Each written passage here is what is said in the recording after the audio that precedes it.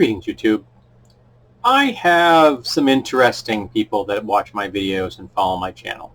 I have a dedicated cadre of haters who are subscribed to my channel just to downvote my videos. They downvote cat videos. They come here, they downvote them, they go away. That's the only interaction they have with my channel.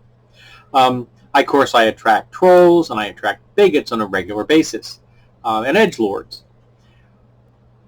But those are usually pretty easy to detect. I always check to make sure how old their channels are when they're making a comment that could fall into the category of problematic or overtly bigoted or racist.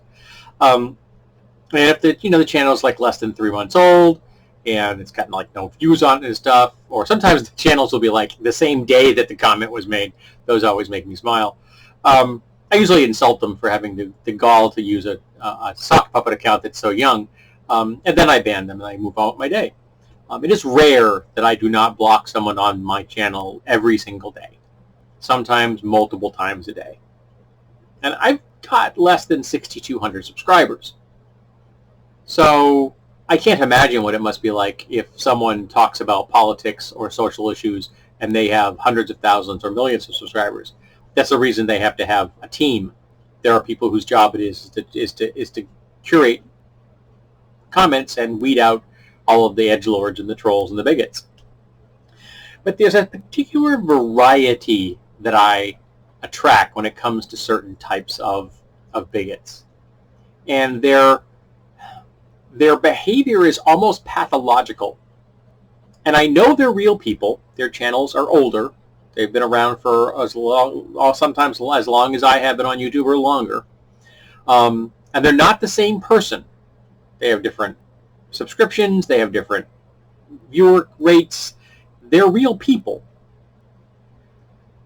But they behave in almost exactly the same way as all the others. They're always men. And I can guarantee they're almost always white guys. So sometimes they do try to pass themselves off as a person of color or as a woman. But their writing style and their attitudes and their positions are firmly in the this is a guy. Most of the time, they pass themselves off as what they are, a white dude. And they'll want to pull me in. So they will leave comments, often on different videos, sometimes on the same video. And they can't ever really make it past 3 or maybe 4 comments before the mask comes off and they reveal themselves for their true vile essence. 3 is usually the number of messages I get before I know, without a shadow of a doubt, that this person is a screaming bigot of a number of different varieties. There's lots of them here on YouTube. I recently had someone leave some comments on a video, and they came in rapid succession. So I think that the person was leaving the comments and he was watching me do the video. And I understand that. I have often actually composed a comment while I'm watching it, though I do it in points. And then I post them. So instead of separate messages, I will put them. I'm making the comments as I'm listening to a lengthy video. Most of my videos fall into the under 10-minute range. And his first comment was absolutely banal. It was so bland I don't even remember what it is. Okay, so I just kind of ignored it. The second one, though, the second comment was problematic. Now, I don't believe he consciously understood it was problematic, but he subconsciously did. Now, how do I know that he subconsciously knew that the comment was problematic? Because after leaving the problematic comment, he said, in closing, in that remark, that holding this opinion doesn't make him a racist.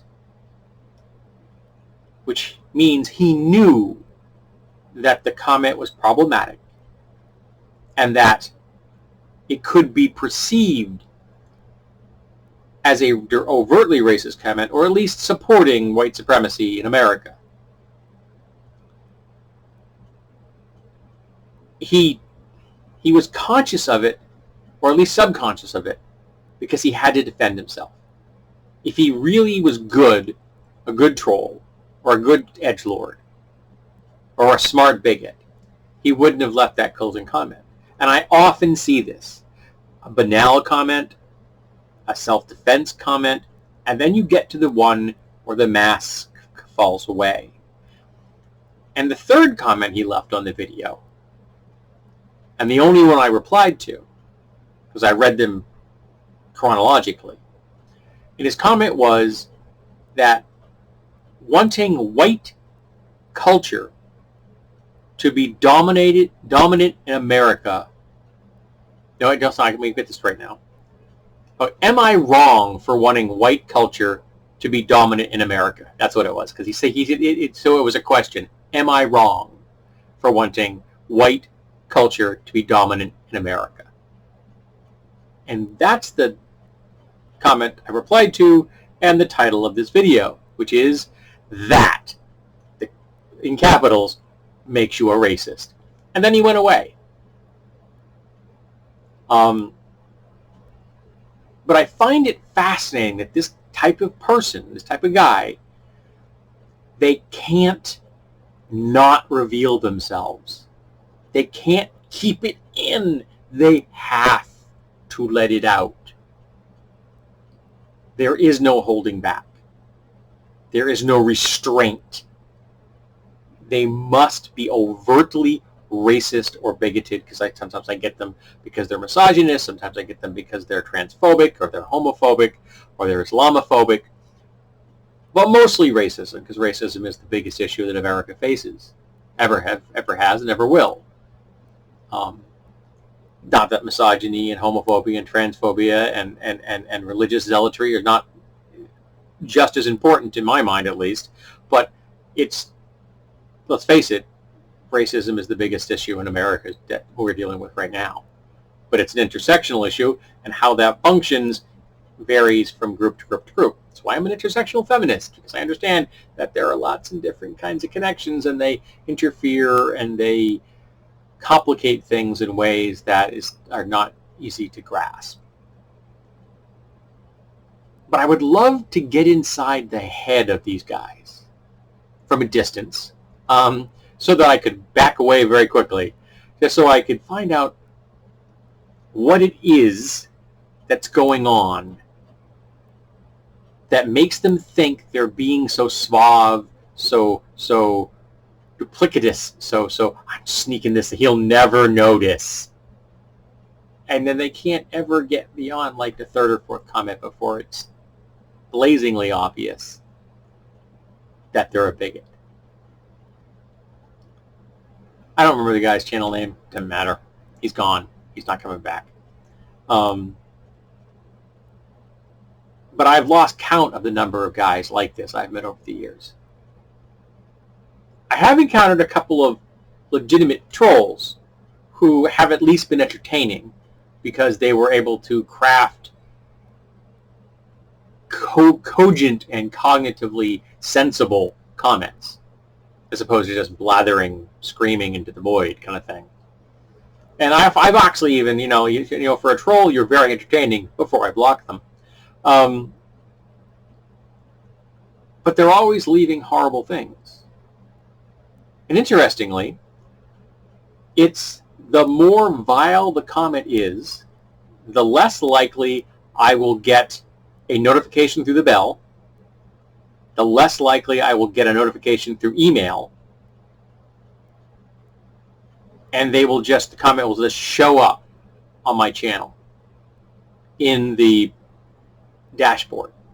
So I have to check the dashboard multiple times a day, like 5 or 6 times a day I check my dashboard and the comment section, trying to weed out the comments, because they almost always get under the radar, and I don't know how. I don't know if the algorithm is set up to allow them to get through, because again, YouTube considers a comment as a comment as a comment. As long as it is a comment, they don't care. Engagement is engagement, which is a system designed to favor the trolls and the edgelords, and not the people leaving constructive comments. So, do you have these folks on your channel, or have you encountered these folks on other people's channels? People that just can't hold back, that they try to, they make that little comment, that little thin edge of the wedge gets in there, and they think they're being sneaky, and all of a sudden it's boom, and then they just go full blown over the top, screaming, ranting racist or a bigot or whatever. I'd be intrigued to find out who else has encountered this type of behavior, because I've seen it enough to come to understand that apparently it's a thing, and I don't get why it's a thing. So if you folks can help me figure that out, that'd be spiffy.